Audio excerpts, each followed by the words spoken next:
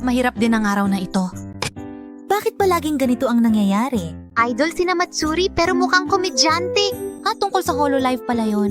Siya nga pala nung isang araw, napakasama talaga ng panahon na yon. Kung hindi ka gagalaw, tapos na... Yan? Uy, Nay, ano ito? Natagpuan ko ito habang naglilinis ako. Tingnan natin. Baka hindi naman ito tungkol sa aming mga kilalang tao? Napaisip ako kung ibig sabihin ba ng 100 ay 1,000,000 registered users? Isa pa? Mukhang hindi naman puro komedyante lang ang mga sinusulat niya.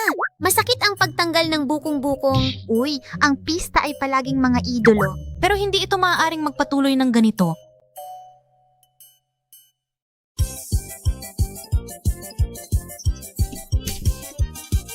Ano ang nangyari?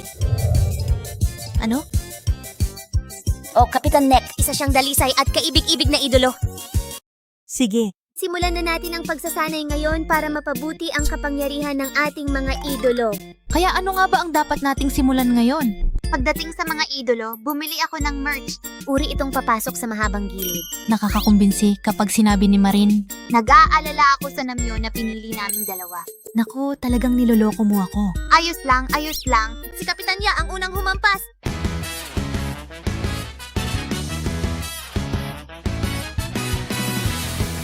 Hindi ko mapigilang kantahin ang awitin ng iyong idolo. Ang mga uso ay may posibilidad na maulit ang kanilang mga sarili.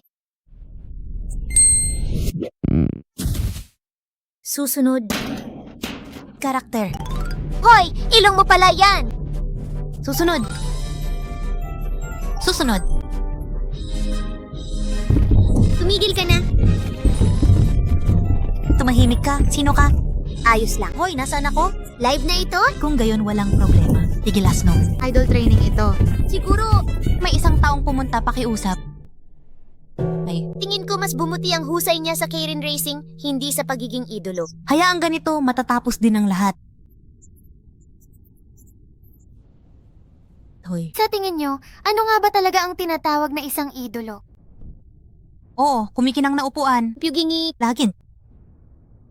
Ako? mga nangipin. Sa tingin ko, ang isang idolo ay isang taong nagsusumikap sa kanyang minamahal, nagniningning ng husto, at nakapagpapasaya sa iba. Hindi mahalaga kung gaano pa karaming tao ang nagsasabi na hindi ako mukhang idolo. Para sa akin, ang paglalaro at pakikipag-chat ay mga paraan para sumikat. Ginagawa ko ito kasama ang aking mga tagahanga at lahat ng tao sa Hololive. Gusto kong maging isang idolo na gagawin ng lubos ang mga bagay na gusto ko.